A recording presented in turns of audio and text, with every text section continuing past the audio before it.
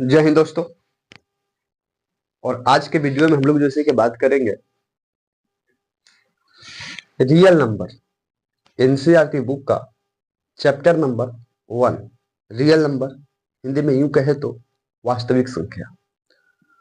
और दोस्तों, इस वास्तविक संख्या में जो भी कॉन्सेप्ट जो होगा वो सारी कॉन्सेप्ट हम देने की कोशिश करेंगे और आपको यहीं पे आगाह कर देने की कोशिश करते हैं कि यूट्यूब के इतिहास में पहला वीडियो होगा जहां से ये वीडियो देख लेने के बाद लगभग एग्जाम के अंतर्गत यदि कहा जाए 10 नंबर पक्का गिर जाएगा।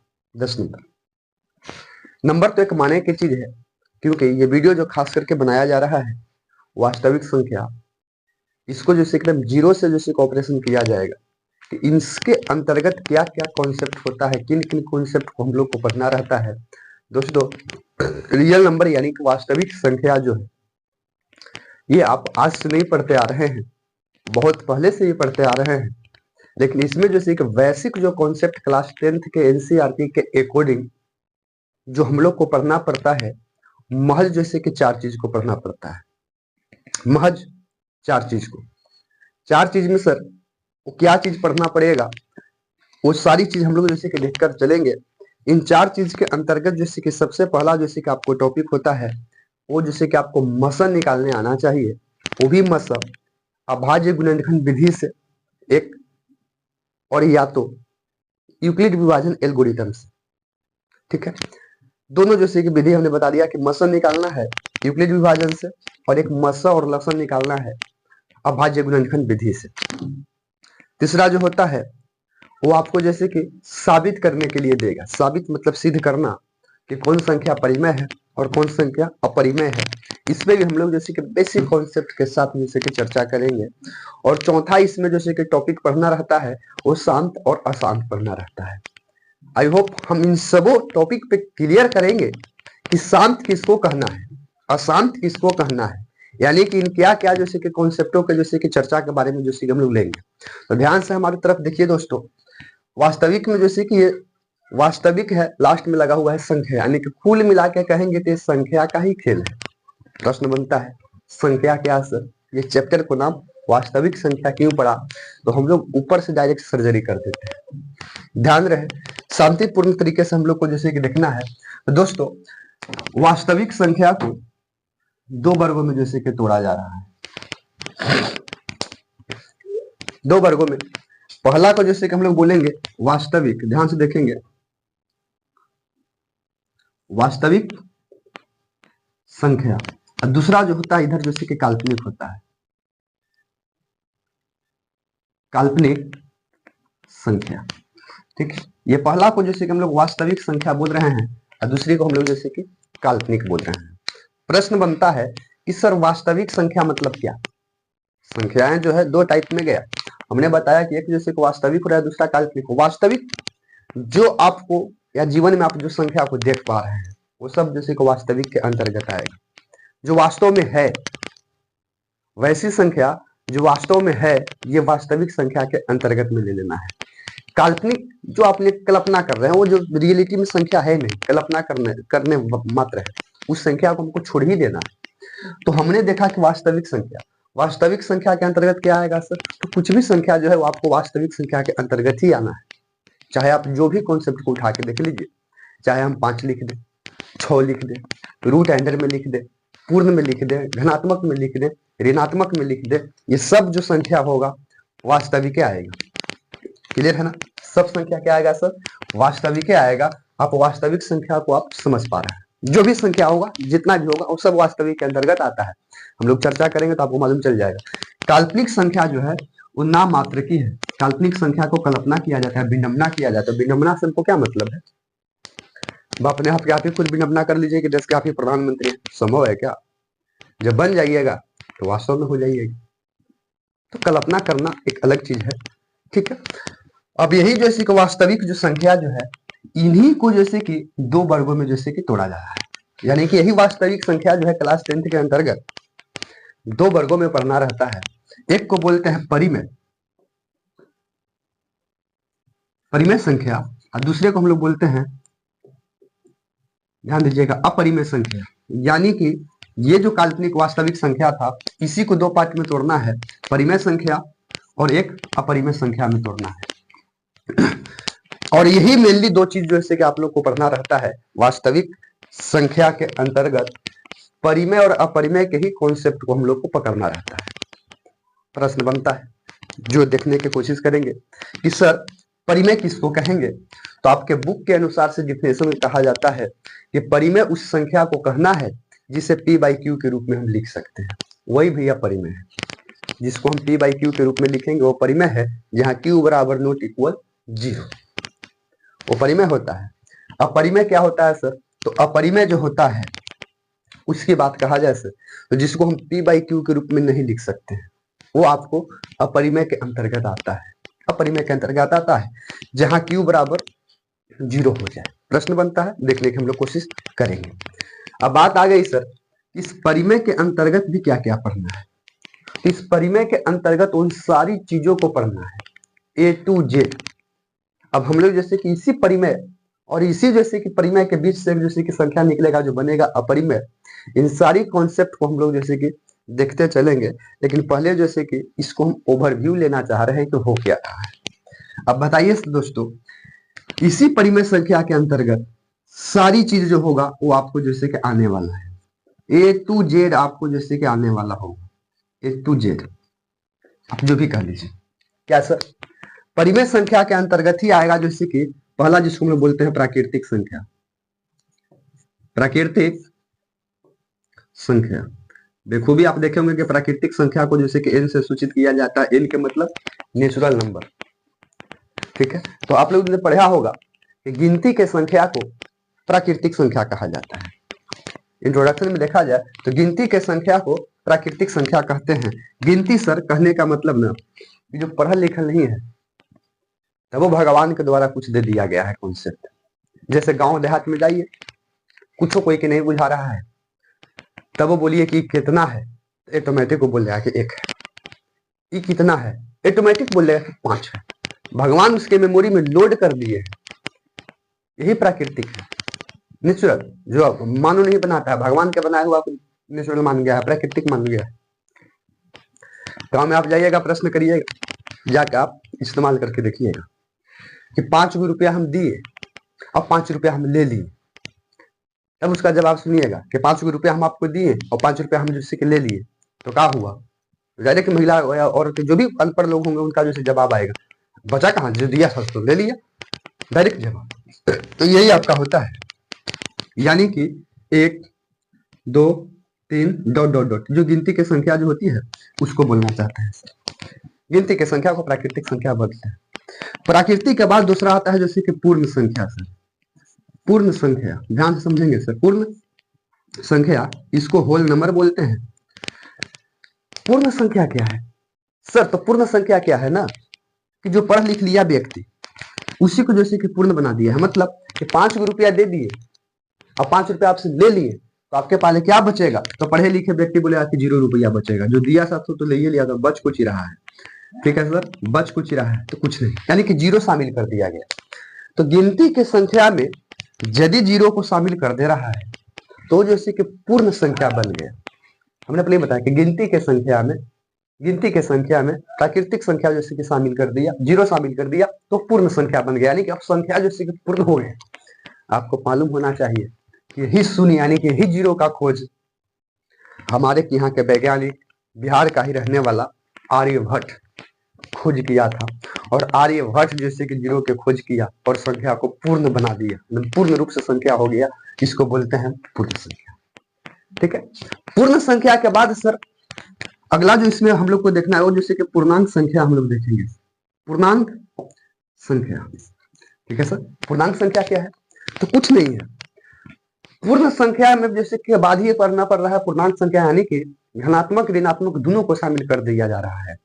मतलब कि 0 से 1 2 3 4 देख रहे हैं धनात्मक संख्या है, इसमें ऋणात्मक भी ले लीजिए निर्देशांक के रूप में। आप समझने की कोशिश करिए, तो हम आपको समझाने की कोशिश कर रहे हैं कि सर ये ग्राफ है, कोई मूल बिंदु है 0 होगा, इधर जैसे कि 1 है 2 है 3 है 4 है, इस तरह से जा रहा है। इधर जैसे कि -1 हो जाएगा, ये -2 हो गया, -3 हो गया, इस प्रकार से संख्या जो हो रहा है जो निर्देशन किया जा रहा है धनात्मक भी है ऋणात्मक में भी है, ये जैसे कि पूर्णांक संख्या हो। समझ पा रहे हैं, ऋणात्मक ऋणात्मक सब इन सारी चीज जो है वो पढ़ना पड़ रहा है, ये परिमेय के अंतर्गत ही आ रहा है। बताइए कि आप जैसे कि अपने दैनिक जीवन में जैसे कि सारी संख्या को देखे हैं कि नहीं देखे होंगे, यूज किए होंगे कि नहीं किए होंगे, -4 कह लीजिए, 3 कह लीजिए, इस सब संख्या को आप तो देखे होंगे कि नहीं देखे हैं सर? तो बिल्कुल देखे होंगे। ठीक है सर। और देखा जाए तो इसी पूर्णांक संख्या के बाद जैसे कि आगे आएगा जिसको हम बोलते हैं जैसे कि सम संख्या, और एक आता है जैसे कि विषम संख्या। सम संख्या, विषम संख्या। सम संख्या क्या है सर? तो सम संख्या वो है जो जैसे कि 0 से जैसे सॉरी 2 से जैसे कि कटे, 2 से पूरा पूरी विभाजित हो जाए, 2 से पूरा पूरी विभाजित हो जाएगा, वो जैसे कि सम संख्या है। 2 से विभाजित होगा, अब जब भाग देंगे 2 से तो कहीं ना कहीं जैसे को कट जाएगा, शेषफल जो होता है, रिमाइंडर जो होता है शून्य हो जाएगा, सम होता है सर विषम। और इवन नंबर आप लोग पढ़े होंगे विषम, जो 2 से पूरा पूरी विभाजित न हो, जो 2 से पूरा पूरी विभाजित न हो, उसको ना सर हम लोग विषम बोलते हैं। उसके बाद आता है जैसे कि भाज्य संख्या, और एक आता है सर अभाज्य संख्या। अभाज्य संख्या, एक आता है भाज्य संख्या, एक होता है अभाज्य संख्या। बात है कि सर भाज्य संख्या किसको कहेंगे, तो ध्यान रहे दोस्तों, मैंने बार बार आपको रिपीट कर रहे हैं, कान खोल के सुनिएगा, भाज्य संख्या किसको कहना है? तो वैसी जैसे कि संख्या जिसको भाग देने के बाद 2 से अधिक परिणाम आए, मतलब कि 2 से अधिक अंकों से कट सकता है, उसको हम लोग बोलेंगे जैसे कि भाज्य। और वैसी संख्या जिसको भाग देने के लिए खुद और 1 से कटे, खुद और 1 से कटेगा, उसको हम लोग बोलेंगे अभाज्य संख्या। और ध्यान रहे दोस्तों, यही को हमको आज स्टार मारना है।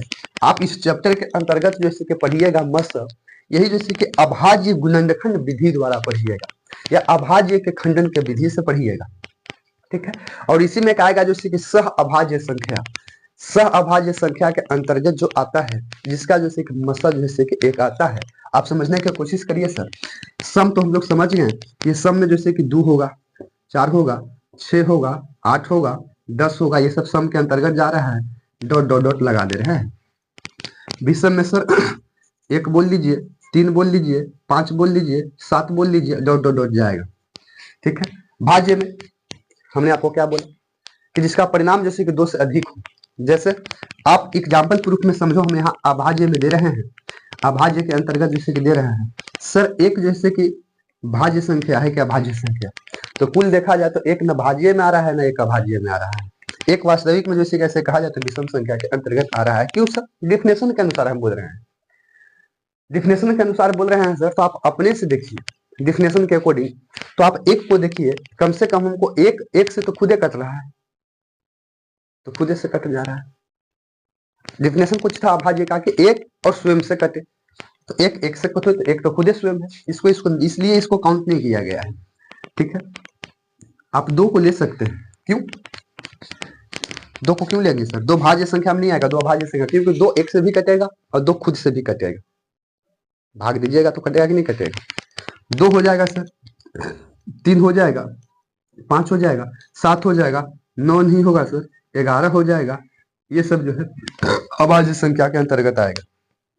भाज्य संख्या सर, तो डायरेक्ट देखा जाए भाज्य, तो भाज्य में जैसे कि 2 से अधिक गुणनफल होना चाहिए, 2 से अधिक, तो 1 के तो होगा नहीं, 2 का भी तो होबे ही नहीं करेगा, 2 तो 2 से कट रहा है और बाकी कोई संख्या से कट ही नहीं पाएगा, 1 से कट रहा है, जबकि 2 से अधिक होना चाहिए।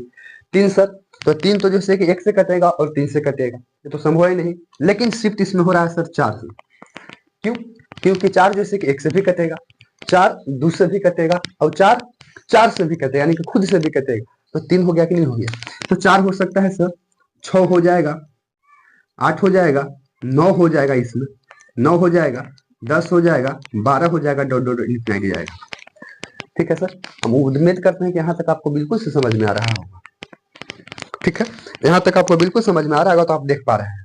प्रश्न बन रहा है सर, देखा जाए ये भाज्य का जैसे कि क्वेश्चन, तो भाज्य डायरेक्ट जैसे कि 4 से शिफ्ट हो रहा है, यानी कि 4 ही है, सो सबसे छोटी भाज्य संख्या है, तो क्वेश्चन यहाँ से बनता है ऑब्जेक्टिव कि सबसे जैसे कि छोटी भाज्य संख्या बताइए, तो सबसे छोटी संख्या भाज्य जो है आपका भैया 4 है, सबसे छोटी संख्या ठीक है, सबसे बड़ी बड़ी इनफिनाइट हो जाएगा। उसी प्रकार से जैसे अभाज्य के अंतर्गत सबसे छोटी अभाज्य संख्या तो 2 है सर, बड़ी तो इस सब अनंत बड़ी है। प्रश्न बनता है क्योंकि एग्जामिनर जो होता है सो हम लोग से भी जैसे कि तेजतराज होता है। परीक्षा का मतलब ही होता है जैसे कि पर जोर इच्छा, दूसरे को जैसे कि इच्छा को जवाब देना ही जैसे कि परीक्षा होता है मेरे दोस्त। तो एग्जामिनर जो है वो एडवांस हो गया है, वो देखता है कि हम घुरा के इसको कॉन्सेप्ट क्लियर होता है कि नहीं होता है, वो क्लियर के पर ज्यादा फोकस करता है, इसलिए जैसे को आपको जानबूझ के घुराएगा। तो उससे कम हम लोग तेज तराज थोड़ी ना है। हम लोग जो है इसको ऑपरेशन कर रहे हैं, ऑपरेशन कर रहे हैं तो सारी चीज को तो हम लोग ऑपरेशन कर रहे हैं। इसी के साथ कम से कम वीडियो पसंद में आना है तो कम से कम दोस्तों शेयर जरूर कीजिएगा मेरे दोस्त, क्योंकि एक तो हम लोग ऑलरेडी जैसे कि पीछे हो गए हैं किसी कारण बस से, लेकिन तब भी हम कोशिश कर रहे हैं कि एग्जाम से पहले, एग्जाम होने तक 100 में 100 आपको जैसे कि जब्त करवा देंगे। मैथ का गारंटी हम पे छोड़ दीजिए। देख पा रहे हैं, प्रश्न बनता है सो देखा जाए कि सभी प्राकृतिक संख्या पूर्ण संख्या हो सकता है कि नहीं। सभी प्राकृतिक संख्या पूर्ण संख्या हुआ कि नहीं, तो बोलिए भैया होगा। देखो तो ध्यान से देखिए, सभी प्राकृतिक संख्या है वो पूर्ण संख्या हो रहा है। क्यों? क्योंकि गिनती की संख्या जैसे कि पूर्ण संख्या में शिफ्ट हो गया, तो हो तो रहा है। लेकिन प्रश्न बनेगा कि क्या सभी पूर्णांक संख्या, सभी जैसे कि पूर्ण संख्या प्राकृतिक संख्या हो सकता है? तो प्रश्न बनेगा कि नहीं होगा। क्यों? क्योंकि सर पूर्ण संख्या में 0 को शामिल किया जा रहा है, तो सभी पूर्ण संख्या जैसे कि प्राकृतिक संख्या होगा तो प्राकृतिक संख्या में 0 है का? 0 तो नहीं है। समझ पा रहे हैं कि नहीं समझ पा रहे हैं? तो ये बात को समझिएगा, यानी कुल मिला के कहा जाए हम आपको समझाने की कोशिश कर रहे हैं, सो समझिए। क्लियर है? प्राकृतिक संख्या पूर्ण संख्या हो सकता है, लेकिन पूर्ण संख्या प्राकृतिक संख्या नहीं हो सकता है। तब भी आपसे एक प्रश्न पूछेगा, यहाँ तो हो गया, क्लियर हो रहा है कॉन्सेप्ट। पूछेगा कि 0 जैसे कि पूर्ण संख्या है कि प्राकृतिक संख्या है, कि पूर्णांक संख्या है कि सम संख्या है, विषम संख्या, उड़ूम गुड़ूम कुछ पूछ देगा। तो आप देखिए कि 0 जैसे कि गिनती की संख्या में नहीं आया है, गिनती की संख्या में 0 नहीं है, पूर्ण संख्या में जैसे कि 0 है, तो इसलिए 0 जो है ये पूर्ण संख्या है, लेकिन प्राकृतिक संख्या नहीं है। एक कौन सी संख्या? पूर्ण संख्या, पूर्णांक संख्या। एक कोडिंग देखा जाए तो बड़ी मानी है, लेकिन हम लोग को यही के बीच में रहना है। और यदि हम आगे बढ़ जाएंगे तो आप देखिए कि सभी प्राकृतिक संख्या पूर्णांक संख्या हुआ कि नहीं होगा, तो ऊपर से नीचे आएगा तो है, ऊपर से नीचे आएगा तो है। लेकिन सर सभी पूर्णांक संख्या क्या प्राकृतिक संख्या हो सकता है? तो बोल देना है कि नहीं होगा। क्या सभी पूर्णांक संख्या पूर्ण संख्या होगा? तो नहीं होगा। ऊपर से नीचे हो सकता है लेकिन नीचे से ऊपर नहीं जाएगा। कारण समझिए ना, अब पूर्णांक संख्या में तो धनात्मक ऋणात्मक दोनों है, लेकिन हम लोग जैसे कि पूर्ण संख्या में कहा धनात्मक ऋणात्मक पढ़े, धनात्मक तो पढ़ रहे हैं, बस 0 को शामिल किया जा रहा है। प्राकृतिक संख्या में 0 है कहा? 0 तो नहीं है। तो इस प्रकार से क्वेश्चन जैसे कि आराम से पूछता है। यहाँ पे भी आपको पूछे सबसे छोटी भाज्य संख्या तो आपको बताइए कि 4 है, सबसे जैसे कि बड़ी अभाज्य संख्या तो आपको बताइए कि जैसे कि सबसे छोटी जैसे कि अभाज्य संख्या तो आपको 2 है, बड़ी तो जैसे कि अनंत हो सकता है। तो दोस्तों हमने जैसे कि आपको डिजिट के बारे में यानी कि संख्या के बारे में हमने जैसे कि पढ़ पाया कि परिमेय के अंतर्गत जो भी हम लोग को संख्या पढ़ना पड़ता है अंक में, ठीक है, तो प्राकृतिक पढ़ना है, पूर्ण पढ़ना है, सम पढ़ना है, विषम पढ़ना है, भाज्य संख्या पढ़ना है, अभाज्य संख्या पढ़ना है। ये सारी चीज में हमने जैसे कि देख लिया। और उसके बाद जो क्लास 10th के अकॉर्डिंग जैसे कि आता है एक संख्या, उसको हम लोग बोलते हैं सह अभाज्य संख्या। दोस्तों हम यहीं पे लिखने की कोशिश करते हैं, शायद आपको नहीं लग रहा होगा या यहाँ पे हम लिख रहे हैं सह अभाज्य संख्या, सह अभाज्य संख्या। दोस्तों ये इसको देखिए, सह अभाज्य संख्या किसको कहना है? तो वैसे संख्या को सह अभाज्य कहना है जिसका जैसे कि मसा जो है 1 होगा। मसा क्या होना चाहिए? 1। क्लियर करेंगे, जैसे सर आप संख्या में देख सकते हैं तो 2 और 3, 2 3 का मसा जैसे कि 1 होगा, मस निकालिए आपको मालूम चलेगा। सर 2 3 के जैसे कि मसा क्या होगा? 1 होगा। 3 5 का मसा सर 1 होगा, समझ पा रहे हैं? 5 7 का मसा सर 1 होगा। 7 11 का मसा 1 होगा। तो इन सब संख्या जो होती है सह अभाज्य के अंतर्गत आता है, और सह अभाज्य जोड़े संख्या में देखा जाता है। जैसे हमने जोड़े संख्या को ले रहे हैं, क्योंकि मासा सिर्फ एक संख्या से नहीं निकलेगा, 2 संख्याओं से निकलेगा। ये सब हम लोग को जैसे कि जानना पड़ता है। प्रश्न बनता है दोस्त क्या सर इतना सीख जाने से काम बन जाएगा? तो एक टॉपिक हम आपको मार रहे हैं दोस्तों। इसमें वास्तविक संख्या चाहे मैथ के जैसे कि कोई भी चीज पढ़ने से पहले कम से कम आपको जैसे कि 4 चीज पर जैसे कि फोकस रहना चाहिए। पहला जैसे कि आपका जैसे कि इसके अंतर्गत जो कॉन्सेप्ट हम दे रहे हैं उसमें संख्याओं का ज्ञान होना बहुत जरूरी है मेरे दोस्त। संख्याओं का ज्ञान, तो हमने संख्या का ज्ञान आपको ऑलरेडी आपके सामने दे दिया। यही जैसे कि संख्या के ज्ञान है, संख्या के ज्ञान यही है। वास्तविक में हम आपको संख्या के ज्ञान दे दिए। दूसरा इसमें जैसे कि गुणनखंड निकालने आना चाहिए आप लोग को। गुणनखंड जो खंडन किया जाता है, ये भी न के बाद हम लोग कॉन्सेप्ट दे लेंगे। गुणनखंड भी आप लोग को जैसे कि जाना है। और तीसरा जैसे कि कॉन्सेप्ट है सर कि एलसीएम और एचसीएफ आपको आना चाहिए। नहीं आता है हम लोग जैसे इसमें सीख लेंगे। और थोड़ा सा आपको बेसिक काम कर लेना है, कैलकुलेशन गुना भाग करने के लिए। अब क्लास 10th का बच्चा है जो कंपटीशन में बैठ रहा है और उसको यदि हम ये कैलकुलेशन सिखाए, गुना भाग सिखाएं, थोड़ा सा अजीब नहीं लगेगा? अपने से फील करो, कंफर्टेबल फील नहीं करिए। इसलिए इसी के साथ हम लोग इसे करने के कोशिश करते हैं। लेकिन तभी प्रश्न हमको बनते ही रह गया कि सर आप परिमेय और अपरिमेय की बात तो बताए नहीं। सब तो परिमेय में बताए, लेकिन अपरिमेय में तो आप बताए नहीं। तो दोस्तों समझिए हमको कहने का मतलब क्या है। ये जो हम संख्या बताएं कि परिमेय अपरिमेय दो को पाठ पढ़ना है, ये सारी संख्या जैसे कि परिमेय के अकॉर्डिंग है, लेकिन इसी का एक अपवाद को जैसे कि अपरिमेय बोला गया है। हमने क्या बताया कि परिमेय उसी को कहना है जिसको P by Q के रूप में जैसे कि लिख दिया जाए, जहां जैसे कि Q बराबर नॉट इक्वल टू 0, ये परिमेय के अंतर्गत आता है। जैसे अब यहाँ पे समझिए, समझ पा रहे हैं? हमने आपको जैसे कि बोल रहा है परिमेय, ध्यान से देखिए दोस्तों। ये परिमेय जो है मेनली में जैसे कि दो तरह के जा रहा है, दो तरह के। एक परिमेय जैसे कि संख्या हो रहा है, एक परिमेय जैसे कि भिन्न होता है। समझ पा रहे हैं कि नहीं समझ पा रहे हैं? भिन्न, भिन्न के मतलब जब P by Q के रूप में करिएगा तो भिन्न ही में तो जाएगा, भिन्न में ही जाएगा। और भिन्न में जाएगा तो कैसे जाएगा, सब लोग समझने की कोशिश करते हैं। इसमें जैसे कि परिमेय अपरिमेय में ध्यान से देखिए दोस्तों, तो हम एक कॉन्सेप्ट आपको देंगे, वो क्लियर कर लीजिए। एक एक कॉन्सेप्ट देना है सिर्फ। क्या सर? तो जैसे कि रूट वाला जो संख्या होता है, रूट के अंदर वाला, छोड़िए कौन अपरिमेय कोई अपरिमेय, हमको उससे मतलब नहीं है। जो सिर्फ रूट की संख्या है, वैसे संख्या पे जिसपे रूट चढ़ गया, लगभग लगभग वही संख्या जो है आपको अपरिमेय में शिफ्ट करवाना है। ध्यान रहे, कहां? अपरिमेय में। बाकी जैसे कि बिन रूट के संख्या जितना भी होगा, जितना भी संख्या ले लो, लगभग लगभग कहा जाए तो सब आपका जैसे कि परिमेय के अंतर्गत होगा। एक काम तो आपका क्लियर हो रहा है कि सर बिना रूट रहेगा तो 100% है कि परिमेय होगा ही होगा, क्लियर। लेकिन रूट चढ़ जाएगा तो अपरिमेय होगा, लेकिन उसमें भी अपवाद है कि किसको सर अपरिमेय मानेंगे। तो उसमें अपरिमेय उसको मानना है जिसका वर्गमूल न निकल पाए। रूट वाले संख्या जो होता है, उस रूट वाले संख्या में जिसका वर्गमूल न निकल पाएगा, वो जैसे कि आपको अपरिमेय के अंतर्गत आएगा, और जिसका जैसे कि वर्गमूल निकल गया वो परिमेय के अंतर्गत आएगा। कॉन्सेप्ट ये है, क्लियर समझने की कोशिश करिए। जैसे सर ध्यान से देखो तो हम √3 लिख दिए और बगल में जैसे कि √4 लिख रहे हैं, दो वो संख्या हम लिख रहे हैं कि ध्यान से देखिए सर, तो √3 का क्या वर्गमूल निकलेगा? पूरा वर्गमूल, पूर्ण वर्गमूल बोलिएगा कि नहीं निकलेगा? तो नहीं निकलेगा, तो यही जैसे कि √3 जो है आपका अपरिमेय के अंतर्गत आएगा।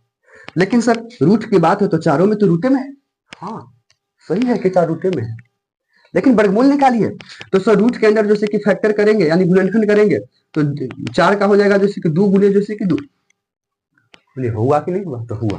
तो 2 गुने 2 हुआ, तो इसको वर्गमूल निकालेंगे तो 2 बाहर आ जाएगा, क्योंकि 2 संख्या रूट में है तो एगो बाहर आ जाएगा, तो 2 हो गया। अब बताओ कि 2 जैसे कि क्या चाहिए? 2 जैसे कि परिमेय संख्या है। कैसे सर? तो आप तो शर्त लगा है कि जिसको P by Q के रूप में होना चाहिए। तो हाँ, क्योंकि यही भिन्न में है, यही है, तो कुछ नहीं है। तो 2 बटे जैसे कि 1 तो होना जाएगा, तो 2 बटे 1 हो गया, तो P by Q हो गया कि नहीं हो गया? ये कहां से हो गया? P by Q के रूप में, जहां जैसे कि Q बराबर जैसे कि नॉट इक्वल टू 0 हो गया। कहां Q 0 है? अब तो पढ़े होंगे मैथ के भाषा में कि जब कुछ नीचे नहीं रहता है तो उसको माना जाता है कि डिनोमिनेटर में 1 है। तो समझ पा रहे हैं? इस प्रकार के भैया क्वेश्चन जैसे कि आपसे बनता है, और यही क्वेश्चन जैसे कि अपरिमेय के अंतर्गत आता है। प्रश्न बनता है यस सर, लेकिन यहां भी एक अपवाद पढ़ेंगे। कॉन्सेप्ट क्लियर करिए। हमने आपको क्या बताया कि इसके अंतर्गत जैसे कि पढ़ना क्या क्या है, सो हमने बताया कि मसा पढ़ना है। दिखाएंगे हम लोग कि मसा कैसे पढ़ना है, मसा तो निकालने आता है। इसमें जैसे कि गुणनखंड पढ़ना है, गुणनखंड के अंतर्गत हम लोग जैसे कि भाज्य गुणनखंड के बारे में जैसे कि चर्चा करेंगे। क्लियर है? इन सारी जैसे कि टॉपिक को हम लोग दोस्तों जो हम लोग जैसे कि चर्चा की उसके अकॉर्डिंग परिमेय अपरिमेय अपने से आप जैसे देखने की कोशिश करिए कि सर परिमेय क्या है। आप ही से पूछ रहे हैं, बताइए √5, √5 जैसे कि परिमेय है क्या, परिमेय है। तो अपने से देखा जाए कि हमने जैसे कि संख्याओं के अंतर्गत देखे, तो जैसे कि 5 का जैसे कि पूर्ण वर्गमूल जैसे कि नहीं निकलेगा, इसलिए 5 जैसे कि अपरिमेय है, 5 क्या चीज में हो जाएगा, अपरिमेय। यही चीज पे आपको फोकस करना है कि पूरे जैसे कि मैथ में जो वास्तविक संख्या के अंतर्गत पढ़ना है, ये सिर्फ जैसे कि हमको रूट पे ध्यान देना है, जो हमने आपको जैसे कि चर्चा की, रूट की ही संख्या जो है, यही वास्तविक संख्या में दो को जैसे कि संख्या पढ़ना पड़ रहा है, एक परिमेय है, दूसरा सर अपरिमेय है। सारी जो हमने ये संख्या जो देखा, ये पूरा जैसे कि संख्या जैसे कि परिमेय के अंतर्गत आ रहा है, और इसी का जैसे कि अपवाद भर्जन जो कहेंगे वो आपका अपरिमेय के अंतर्गत आएगा। लगभग लगभग दुनिया का सारी संख्या आप अपने जीवन में जो देखे होंगे, वो सब संख्या जैसे कि इसी के बीच में जैसे कि आएगा। क्लियर है? आपने जैसे कि अपरिमेय देखेंगे, इसी के बीच में जैसे कि संख्या के बीच में आप जैसे कि देखिएगा कि एक जैसे कि टॉपिक जैसे कि पढ़ना पड़ जा रहा है, पढ़ना पड़ेगा इसमें शांत, और दूसरा पढ़ेंगे जैसे कि अशांत। ध्यान से देखिए, तो शांत में खाली अ को जोड़ा गया है, अपवाद लाना गया है। शांत सर किसको कहना है? तो जिनको जैसे कि जो हमने संख्या बता रहा था कि जो संख्या भिन्न रहेगा और उसको जब हम भाग करेंगे, तो भाग करने के बाद पूर्ण रूप से यदि कट जाए, अगर कट जाता है तब तो वो शांत है, अगर नहीं कटता है तब क्या सर अशांत है। तो नहीं कटने का भी जैसे कि एक शर्त है। न कटने का मतलब कि अगर संख्या जैसे कि कट नहीं रहा है, संख्या बार बार जैसे कि रिपीट कर रहा है, तो रिपीट कर रहा है तब भी वो जैसे कि शांत के अशांत के अंतर्गत नहीं आएगा, शांत के अंतर्गत आएगा। एग्जाम्पल से आपको जैसे कि समझाने की कोशिश करते हैं। आप अपने से देखिए, तो हमने जैसे कि 3/4 लिख दिया, 3/4 वास्तविक में तो जैसे कि परिमेय संख्या है, लेकिन इसी संख्या को आपसे पूछेगा कि जैसे कि शांत है कि अशांत है। नॉर्मल क्या करेंगे, हम इसको जैसे कि डिवाइड करके देखेंगे, भाग देना की कोशिश करेंगे। तो 4 से आपको जैसे कि 3 में जैसे कि भाग देना है, भाग दीजिएगा, नहीं पकड़ेगा तो 0 पकड़ेगा, तो यहाँ पे 0 हो जाएगा, डेसिमल हो जाएगा। अब आप ध्यान से देखिए, तो 104 जैसे कि 28 हो गया सर, हो गया 28। ऊपर से कटेगा घटेगा तो 2 बैठ रहा है, फिर एगो 0 बैठेगा, 5 के 20 हो गया, ये कट गया। तो क्या ये भाग देने के बाद जैसे कट गया कि नहीं कट गया? तब भी सर, तब ये जैसे कि 4 जैसे कि 3 जो है शांत के अंतर्गत, शांत। अगर यदि नहीं करता तब तो जैसे कि हो जाता अशांत। क्लियर है? इसमें जैसे कि हम लोग जैसे कि टॉपिक देखेंगे कि ये जैसे कि आपको शांत के अंतर्गत है, हालांकि क्वेश्चन में जैसे कि दिखाया हुआ रहता है शांत अशांत के बीच में। अशांत जो संख्या रहेगा उसमें जैसे कि लास्ट में इस संख्या के बीच में जैसे कि रिपीट करवा देगा, रिपीट करवा देगा इसका मतलब कि अशांत है, अगर रिपीट नहीं करवाता है इसका मतलब कि शांत। तो इतना जैसे कि कॉन्सेप्ट पर क्लियर करने के बाद पहली जैसे कि आपका जैसे कि ब्रेन वॉश जैसे क्लियर होता है, और इतना ही से आपको जैसे कि 5 नंबर जैसे कि ऑब्जेक्टिव, 5 ऑब्जेक्टिव आपको पूछ देगा 100%। लेकिन इसी के बीच में जो हमने कॉन्सेप्ट में बोला था कि सर पहले हम लोग को देखना है जैसे कि मसल निकालना है, और भी मसल निकालना है तो किस विधि से निकालना है, तो उसको मसल जो निकालना है वो आपको यूक्लिड विभाजन से निकालना है। और एक मसल जो हम लोग पढ़ेंगे वो जैसे कि अभाज्य संख्याओं का मसल पढ़ेंगे, एचसीएफ और एलसीएम। तो आई होप हम इतना जैसे कि क्लीन करने की कोशिश करते हैं, उसके बाद आते हैं नेक्स्ट आया जाए दोस्तों। और हम लोग जैसे कि देखेंगे कि इस जैसे कि वास्तविक संख्या के अंतर्गत जो टॉपिक पे हमने चर्चा किया था, बार बार आपको हम बताने की भी कोशिश किए कि इसमें टॉपिक क्या था, फिर से हमने जैसे कि लिख दिया है कि पहला जैसे कि टॉपिक है हम लोग को मसल निकालना है। मसल जैसे कि 2 प्रकार से निकालेंगे, यूक्लिड विभाजन एल्गोरिथम, परिमेय या यूक्लिड विभाजन परिमेय के माध्यम से वो निकालेंगे। दूसरा सर जैसे कि निकालना है अभाज्य गुणनखंड। अभाज्य गुणनखंड क्या है सो देखा जाए। मान लिया जाए कि आपको जैसे कि दे दिया गया है जैसे कि 144, इस 144 का आपको अभाज्य गुणनखंड करना है। तो कुछ नहीं करेंगे सर, 144 का गुणनखंड करना है तो 2 से करेंगे 7 दूनी 14 72 हो जाएगा, फिर 2 से करेंगे सर 36 हो जाएगा, फिर 2 से करेंगे सर 18 हो जाएगा, 18 दूनी फिर 2 से करेंगे सर तो 9 हो जाएगा, और फिर 3 से करेंगे तो 3 हो जाएगा, बस 3 छोड़ देना है। ठीक है, ये 3 जो है वो भाज्य संख्या नहीं है, अभाज्य संख्या है। अभाज्य संख्या जो ही आगे वही छोड़ देना है। कुल मिला के देखिए सर, तो 144 का जब हम अभाज्य गुणनखंड कर रहे हैं तो वो क्या रहा है, 2 गुने 2 गुने 2 गुने 3 गुने 3, यही अभाज्य गुणनखंड। आपको पूछ देगा कि अभाज्य गुणनखंड करिए, यहीं से ऑब्जेक्टिव निकलता है कि 144 का अभाज्य गुणनखंडों का जैसे कि घात लिख। तो घात के मतलब पावर, ये सब देखिएगा काम की चीज है। तो दो कई बार आया है, 1 2 3 4 बार, 4 बार जैसे कि 2 आया है तो 2 पर पावर 4 हो जाएगा, गुने 3 पर पावर 2 हो जाएगा, क्योंकि 3 2 बार आया है। तो ये जैसे कि घात हो गया। ऑब्जेक्टिव देखिएगा, आंसर मानिए, क्योंकि कहीं ना कहीं ऑब्जेक्टिव में ये संख्या जो जिक्र है। क्लियर है? ठीक उसी प्रकार से 144 है, इधर बगल में कर दे रहे हैं 156। 156 का आपसे पूछ देगा कि अभाज्य गुणनखंड करिए, तो सिंपली है, गुणनखंड करेंगे तो 2 से देखिए जाए तो 7 दूनी के 14, एक के एरिया इधर 8 हो जाएगा, 78 गुना 56। फिर 2 से करेंगे सर तो 3 दूनी के 6, 9 दूनी के 18, 39 हो जाएगा। फिर 3 से करेंगे सर तो 13 हो जाएगा। मतलब कि 156 का, ध्यान से देखें, ध्यान से देखेंगे तो 44 का 2 गुने 2 गुने 2 गुने 2 और गुने 3 आया। और यदि 156 की हम लोग करें तो 2 गुने 2 गुने 3, 2 दूनी के 4, 4 तिया 12, 12 और 13 में किया गया, बस हो गया, गुने जैसे कि 13। यही तो आ रहा है, इसका खंडन किया तो 13 या 39, 78 के 39, ये है। अब यही से आपको जैसे कि दो चीज को पढ़ जाना है, जिसको हम लोग बोलेंगे जैसे कि एचसीएफ और एक बोलेंगे जैसे कि एलसीएफ, अभाज्य गुणनखंड विधि दो। तो नियम जो से कि चलेगा उसके अकॉर्डिंग देखा जाए। ध्यान दीजिएगा, हाईएस्ट कॉमन फैक्टर एचसीएफ का मतलब होता है, हाईएस्ट कॉमन फैक्टर मतलब सर कि दोनों का जब हम अभाज्य गुणनखंड किए तो दोनों में कौन कौन जैसे कि संख्या है जो शामिल है, ये दोनों में शामिल है, उसको लेना है। आप ध्यान से आप देखिए तो इसमें जैसे कि संख्या जैसे कि 2 आया है, 3 आया है और एक 13 आया है, इसी को कहना है। तो ध्यान से देखिए सर, तो 2 जैसे कि दोनों में कितना बार शामिल है, तो ध्यान से देखिए तो 2 जैसे कि इसमें एक बार शामिल है और 2 जैसे कि इसमें एक बार शामिल है। यानी कि एचसीएफ जब हम लोग निकालेंगे, एचसीएफ निकालेंगे इसको देखा जाए तो 2 बार शामिल है, तो 2 जैसे कि लिख देंगे 2 बार। अब देखा जाए सर कि 3 आ रहा है तो 3 दोनों में शामिल है, 3 इसमें भी शामिल है, 3 इसमें भी शामिल है, तो एक आपका जैसे कि 3 हो जाएगा। क्लियर है सर? और 13 देखा जाए तो 13 जैसे कि इसमें है लेकिन ऊपर वाला में न बराबर, तो दो दोनों में शामिल है, उसी को कॉमन करना है। तो अब ध्यान से देखा जाए तो यही है, 2 2 बार है, 3 1 बार है, तो अगर यदि हम इसको गुना करेंगे तो 2 दूनी के 4, 4 तिहाई 12, एचसीएफ जैसा कि आपका 12 हुआ। करेक्ट। बात रह गया सर एलसीएम। तो एलसीएम का भी सेम है कि कौन वैसा संख्या है जो शामिल हो या ना हो, बात बराबर है। लेकिन सर एक प्रश्न बनता है कि जो हम लोग एचसीएफ में 2 को लिख दिए तो क्या अब नहीं लिखेंगे? तो लिखना है सर, लेकिन इसमें जैसे कि लोएस्ट कॉमन फैक्टर हो जाता है, जो सबसे ज्यादा जैसे कि संख्या किस में रिपीट किया, जैसे 2 देखो, 2 को यदि बात करेंगे तो दोनों में है, लेकिन सबसे ज्यादा बार कहाँ है तो ऊपरे में है, तो बस ज्यादा वाला को लिख लेना है, छोटा कम वाला को छोड़ देना है। तो 2 गुने 2 गुने 2 गुने 2, समझ रहे हैं ना? इसमें 2 बार 2 है लेकिन इसमें 4 बार है, तो ज्यादा वाला को लिख दिए। ठीक उसी प्रकार से सर 3 देखा जाए तो 3 तो दोनों में है, लेकिन ज्यादा किस में है, तो ज्यादा जैसे कि 3 यहाँ पे है, तो 3 गुने 3 लिख दिए। उसके बाद सर 13, तो 13 जैसे कि कोई में नहीं है तो नीचे वाला में है, तो एक बार 13 को शिफ्ट करते हैं। यही हो गया आपका सर एलसीएम। ठीक है, जो गुना करने के बाद जो लगभग लगभग आएगा वही आपका काम यहाँ पे बनेगा। आई होप उम्मीद करते हैं कि आप समझ पा रहे हैं कि हो क्या।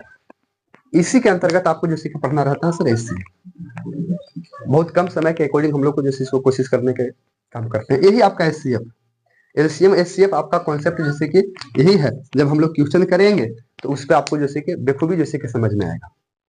बात हो गई सर एक जैसे कि टॉपिक, जैसे कि हमने अभाज्य गुणनखंड को देख रहे हैं, दूसरा टॉपिक जैसे कि यूक्लिड विभाजन, जैसे कि जिसको हम मसा पढ़ेंगे उसमें कैसे निकालना है। तो कुछ नहीं करना रहता है सर, आप ध्यान से देखिए, आपको कॉन्सेप्ट क्लियर करने की कोशिश करता है। इसी संख्या को उठाते हैं 44 और 156, दोनों संख्याओं का मसा निकालना। क्या निकालना है सर? मसा। कौन कौन है? 144 और 156। ठीक है, तो आप ध्यान से देखिए, तो भाग्य के फॉर्मूला जैसे कि आप पढ़े थे, ये आप अपने से समझिए कि भाग्य जो हम लोग पढ़ते हैं भाग, तो अगर यदि हम लोग को 3 से 5 में भाग लगाना है, नॉर्मल बात है, तो क्या करते हैं? 3 एकम 3 और यहाँ पे 2 हो गया। शेषफल जो है हमेशा इससे जैसे कि कम रहेगा, शेषफल जो है हमेशा इससे क्या रहेगा? कम रहेगा। ठीक, इसी को चीज क्लियर। इसके अकॉर्डिंग यदि चला जाए तो इसमें जैसे कि आपको मसल निकालना है तो देखा है, तो मसल पहले जैसे कि रफ में आप समझिए कि कुछ नहीं करना, तो 144 से 100 आपको 56 में जैसे कि भाग लगाना है, मतलब मसल लगाना ही है। ठीक है, तो मसल लगाएंगे तो एक बार में जैसे कि लग जाएगा सर 144, तो यहाँ से हो जाएगा 2, यहाँ से हो जाएगा 1, 12 हो गया। उसके बाद जैसे कि 144 बराबर हाथ 44 से होता है, कट को, यानी कि 12 बार में ये खत्म हो गया। समझ पा रहे कि नहीं समझ पा रहे? क्या ये 12 मसा होगा सर? तो हाँ देखो यहाँ पर मसा 12 आएगा। समझ पा रहे हैं? तो इससे बनाइए, चाहे इससे बनाइए, बात जैसे कि आपका बराबर ही है। लेकिन इसी भाग विधिया को जैसे कि यूक्लिड विभाजन एल्गोरिथम के माध्यम से जैसे कि परिमेय जैसे कि दे दिया गया है कि परिमेय बोलता है कि ए बराबर बी क्यू प्लस जैसे कि आर, ए बराबर बी क्यू प्लस आर। ए कुछ है सर, तो ए जो है कि आपका यहाँ ए है, इसी को ए बोला गया है सर, इसको बी है और ये जैसे कि क्यू है और नीचे वाला को आर बोला गया है। भाग ए बराबर पढ़ते हैं, भाज्य भाजक भाज्य भागफल शेष, यही पढ़ते हैं कि नहीं पढ़ते हैं? ध्यान से देखा जाए तो हम लोग जैसे कि पढ़ते हैं, इसको बोलते हैं भाजक, भाजक भाज्य भागफल, और नीचे जो होता है उसको हम बोलते हैं शेषफल। बोलिए, मतलब कि यहाँ पे भाजक को बी बोलना है, भाज्य को ए बोलना है, भागफल को जैसे कि क्यू बोलना है और शेषफल को जैसे कि आर बोलना है। यही एक फार्मूला बन रहा है और यही फार्मूला को जैसे कि बोला गया है कि ए बराबर बी क्यू प्लस जैसे कि आर। यही जो हो गया, यही जैसे कि यूक्लिड विभाजन है, यूक्लिड विभाजन या यूक्लिड जैसे कि परिमेय डायरेक्ट लिख दे रहे हैं, यूक्लिड परिमेय या यूक्लिड विभाजन एल्गोरिथम, इसी को बोला गया, यही फॉर्मूला। लेकिन एक शर्त रखना रहता है कि जहां आर जो है वो हमेशा जैसे कि बी से छोटा होगा। अभी जो है यहाँ पे जो फॉर्मूला जो होता है कि जहाँ शेषफल जो है उसको 0 होना चाहिए, नहीं कि शेषफल जैसे कि ए से जैसे कि बड़ा। यही फॉर्मूला जैसे कि आपको यहाँ पे जैसे कि लिखने का काम करना है। अगर यदि आप इसी पर यदि इसको शिफ्ट कर दिए तो ये यूक्लिड विभाजन के एल्गोरिथम के तहत हो जाएगा। इसी फॉर्मूला पर आपको जैसे कि शिफ्ट करना है, और जहां जैसे कि शेषफल 0 आ जाएगा खिला कर। जैसे ध्यान से देखा जाए तो हम लोग बना है, पहला फेज में क्या बना, तो पहला फेज में यदि देखा जाए तो हम लोग जैसे किए हैं ए, तो ए यहाँ पे कितना हो जाएगा सर 156 है, बराबर 144 गुने जैसे कि 1 आप प्लस जैसे कि 12। यही हो रहा है कि नहीं हो रहा है? अगर यदि 144 में 1 से गुना करके 12 को जोड़ देंगे तो जैसे कि 156 के इक्वल हो जाएगा। पहला स्टेप में तो यही हुआ है, यानी कि यहाँ तक ही। दूसरा जैसे कि स्टेप में क्या चला सर, यूक्लिड विभाजन एल्गोरिथम के अकॉर्डिंग देखा जाए तो दूसरा स्टेप में क्या चला, तो हम लोग जैसे कि दूसरा स्टेप में 144 उठा, यानी कि ये वाला अवरी यहाँ शिफ्ट होगा, तो 144 बराबर हो क्या रहा है, तो 12 गुने जैसे कि 12 और प्लस जैसे कि आर हो गया जो 0 हो गया। तो जिन ही आर जैसे कि 0 आ गया, ऐसी फॉर्मेट में आपको समझा देना है। यही फॉर्मेट जैसे कि यूक्लिड विभाजन है कि ए बराबर जैसे कि बी क्यू प्लस जैसे कि आर, ऐसी फॉर्मेट को आपको यूक्लिड विभाजन एल्गोरिथम कहते हैं। बड़ी आसान तरीके से तो कॉन्सेप्ट आप जैसे कि समझ पा रहे हैं।